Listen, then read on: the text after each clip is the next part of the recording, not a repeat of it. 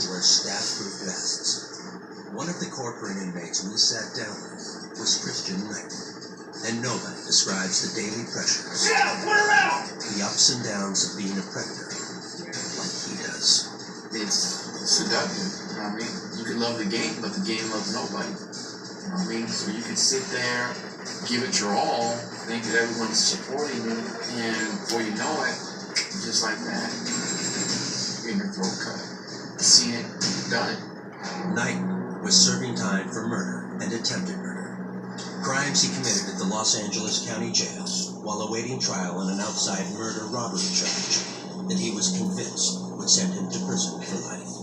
But when he went on trial for that original murder charge, something completely unexpected happened. They find me not guilty. And it righteously blew my mind. I had to laugh. The irony of it was just classic. Knighten should have walked away as a free man. Instead, he remained incarcerated until he was tried for his jailhouse murder. This time, he was found guilty and given 79 years in prison. But that murder was no random killing or crime of passion. Assuming he was headed toward a life in prison anyway, he killed out of ambition to join an organization he'd admired since childhood, the Mexican Mafia. So when you're a kid, you want to shoot for the stars. Like, I want to be that. I want to be that guy. Out on the streets, some of them may want to be a CEO or own their own company to be their own boss. When you're back here, regardless, it's still power. And it's because of the power behind it. Not being the mob, Mexican mob. Christian Knighten was probably one of the most engaging inmates I've ever encountered doing Lockup. He was very articulate, very well read, very well spoken, and quite proud of his career as a criminal. I gave my A game. I would do it to the extreme, violence-wise, selling dope-wise. In the Lockup extended stay episode in which Knighten originally appeared, he gave shocking details of what he meant by extreme violence in describing his LA County jail murder. We warn you, the following is very graphic. And I walk up to him, hook his leg, throw him in a bare naked chokehold, bring him down. I throw him my hooks and choke him out and snap his neck. When his neck snapped, you feel it right against here. It snapped. I pulled out my piece, stabbed him in the neck,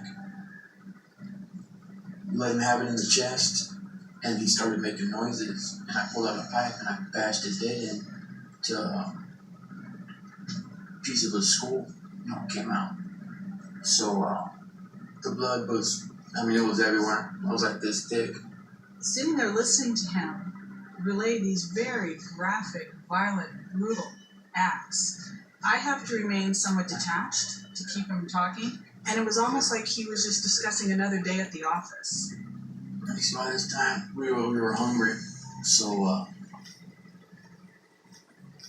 it's kind of funky, but it is what it is.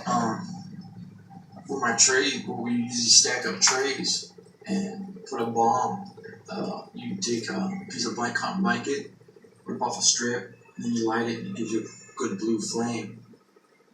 I just took the bomb, lit it, set it on top of his body, and just cook grilled cheese sandwiches on top of using his body as a stand. So when we're eating, and that's where there's rumor throughout the state of California. That one was there for burning this fool up there. This time, because they never found his eyeballs. They're like, yeah, they ate his eyeball in some type of weird ass ritual. He got righteously out of worship. You know what I mean? Where were his eyeballs? No, one eyeball. We don't know. I have no clue. As a made man in the Mexican Mafia, Knighten strove to become a well-rounded leader of the organization when he arrived in prison. As far as being able to, just put holes in people, anyone can do that. Now, to educate yourself, now that's where you want to go. He studied the art of war from some historic practitioners. You had some way out cats that were cool, but you'd pick up game, righteous game. I'm an avid reader and student of ancient Japanese philosophy. I love it. The whole warrior culture. Musashi, Yakumo Nori, Machiavelli, Sun Tzu, Sun Tzu, Lao Tzu, Napoleon, the 48 Laws of Power. Bushido code. You go all the way down as far as from all different cultures. They're all war manuals and philosophies. So when I mean studying, that's exactly what I mean by studying. To become a better warrior, yeah, to be a shot caller, whatever you want to call them, you know what I mean? But yeah, to be better at my job, which would be, I guess you could say, prison criminal. Knighten's education would come in handy when a power shift in his gang put him on the wrong side of the new regime, and the predator had become prey. Now, I find out I'm on the list. That's a death sentence. My heart broke. I'll be honest with you. I was like, you gotta be spotless career, and I'm on the list because yeah, they put you in the hat. I'm not going nowhere, stuck. You know what I mean? So it was on. And I'll be honest with you, I was, if I said and tell you that I wasn't, scared, terrified. However, that's basically what defines a man. How he confronts his fears. I'm hitting him face on.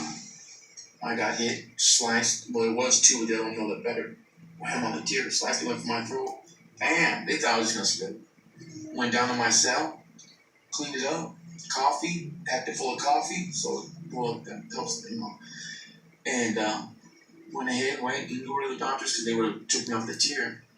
It took me 28 days later, the individual that did it, I got him from back throat to his throat. He was gone. After 9 years, Knighten made a shocking career. He retired. Through a process called debriefing, he shared his gang secrets with authorities and was transferred to the prison's protective custody program. Knighten will most likely spend the rest of his prison term in protective custody, knowing he will always have a target on his back. So now, the once dedicated warrior tries to focus his energy on spirituality. And that's one thing that I struggle with now. I understand the hypocrisy of my words speaking to you right now. Because, if you believe all this and you know what's wrong, hey, I got some atonement, I guess you'd say, to make up for it. Things are looking rough, I would say, if I do believe in afterlife. But would you kill someone today? Oh, yeah. Sure. Well, you didn't even hesitate, Christian. You want me to lie? Pretend, you know what I mean?